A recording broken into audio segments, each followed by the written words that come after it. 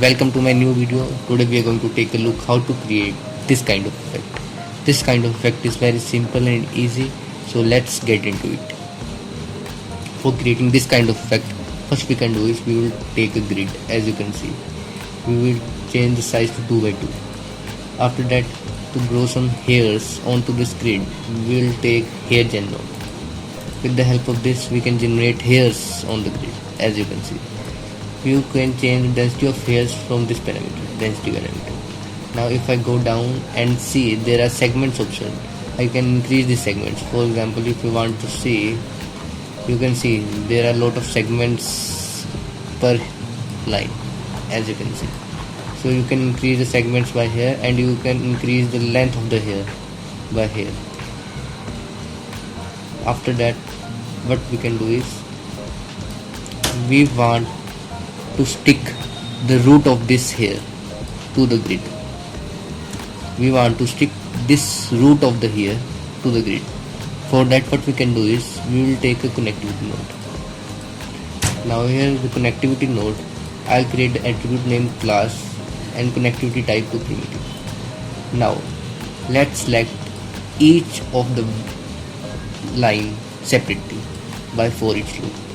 Now as you can see here, we take a for each loop. Inside the for each loop, what we can do is we will go here, we will select only one primitive now, but the outcome is here, whole primitives. You can just put piece attribute class here to get this. Now let's jump back to one primitive. Now for first primitive, if I take a look, we have these points. Now I want to select the base point, this one. Now if I see this counting, you can see this is the 0 point, this is the 1 point, and this is second point number. This is a 0 point number, so I have to select the 0 point number. So for selecting the 0 point number, what I can do is I will take a group node and just base group equals to 0. Now this will select this 0 point. Now I want to do this operation to all these lines that we have, so I'll just end this for each end. Now if I visualize, all these groups are selected, root groups are selected. Now if you want to visualize this root group, just take a color node. If I turn off this, just take this group and change this color to black. You can see it will be red. You can see all the base group is selected. Now after that, what we can do is we will take a Vellum constraint node, as you can see. Now this Vellum constraint node we will select here from this menu. Now after selecting here, this will convert these lines into here.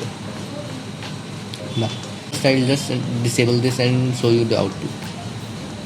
Now if I go back and just play the sim, if I play the sim without using this pin constraint, disabling this pin constraints, now let's see the simulation. Now you can see these hairs are flying here and there like this, but we want the root to be attached to the ground, like to the grid. Now what we can do is we will take a Vellum pin constraint, and here we will select pin to target. Now in group type, I'll select this group 1 from here. After that, now if I do the simulation again, we will get some kind of result like.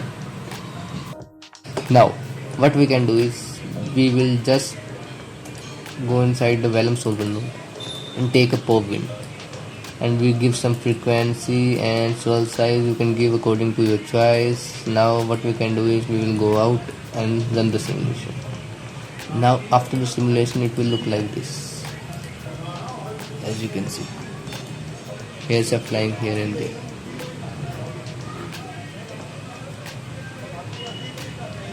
Now the main thing is the thickness, how thick the air is.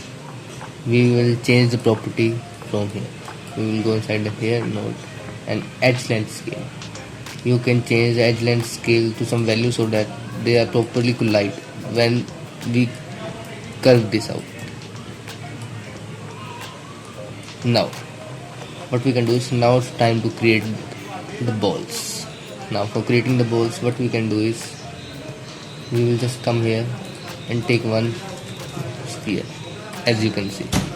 After that we will copy this sphere to the grid, and this will look like this. After that we will take a Vellum cloth node and make it cloth. And now again we will increase the set stiffness to around 1 raised to power 10 and bend stiffness to around 10,000. After that we will take a Vellum constraint again node and select pressure from here, as you can see. And here we will set stiffness to around 0.01 and just run the simulation. After doing the simulation, it will look like this. Now as you can notice, they are attract towards each other.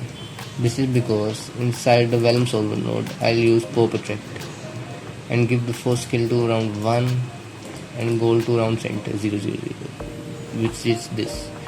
Now after the simulation, it will look like this. Nice and squishy. Now I use this object as a collision source for our simulation, this hair simulation. So what I can do is, I will just hug this into this third input, which is our collision input. Now after that we will again run the sim and look how it looks. Now you can see it's colliding. As you can see, the geometry is colliding with the hair also, as you can see, which is quite nice. Now after that we will clean this up and sample these lines, as you can see. After that what we can do is, we will take attribute triangle node and we put this attribute to give random lines random color. Like we will create a ramp color on the basis of random class. You remember we have class attribute here. So I'll take this class attribute and we will random this class attribute. With random, what we will do is, it will fit the value between 0 and 1. So after that what we can do is, we will attribute promote this. Here we will attribute promote this. We will promote this CD primitive attribute, point attribute. Previously it was a primitive attribute because class is our primitive attribute. Now we promote this to our CD. Now after sweeping this, it will look like this. We will select round tube from here and radius to round 1 and close this to single polygon. And after that what we can do is, we will normalize this. Now if we see both this with our balls that we created, it will look like this.